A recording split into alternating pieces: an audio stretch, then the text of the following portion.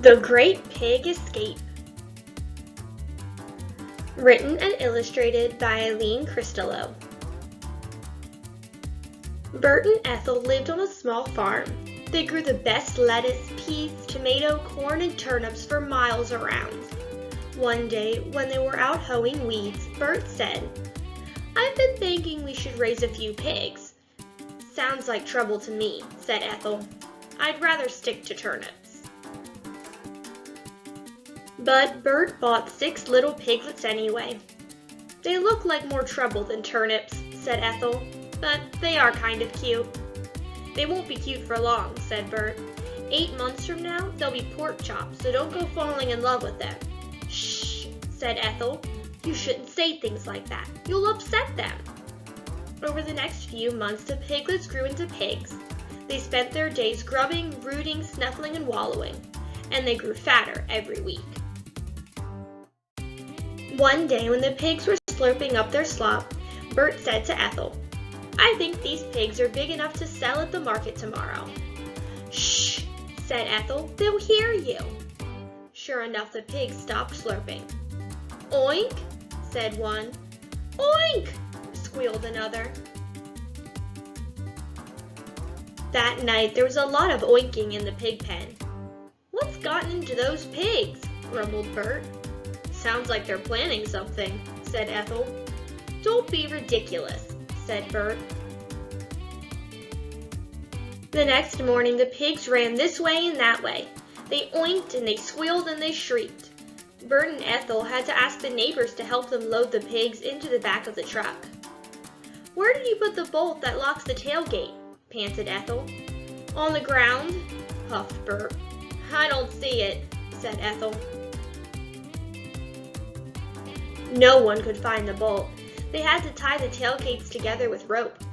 Then Bert and Ethel got into the truck, rolled up the windows, and turned on the radio, so they couldn't hear the oinking and squealing and shrieking.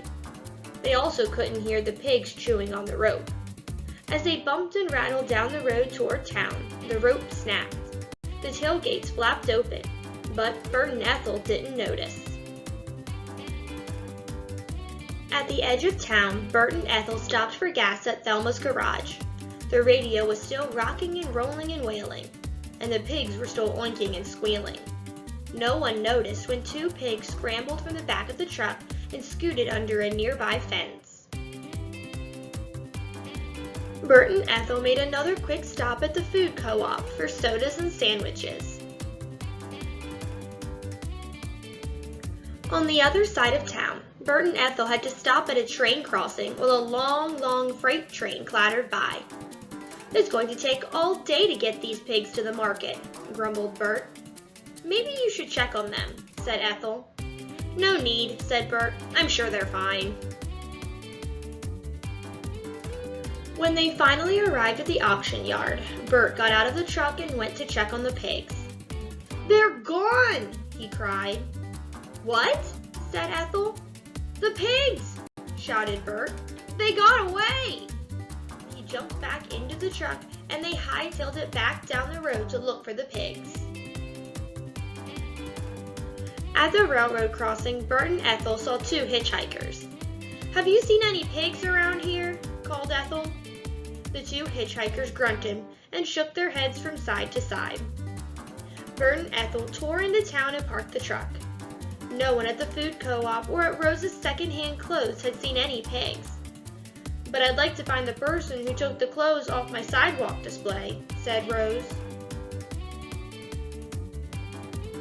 Bert and Ethel searched up and down Main Street.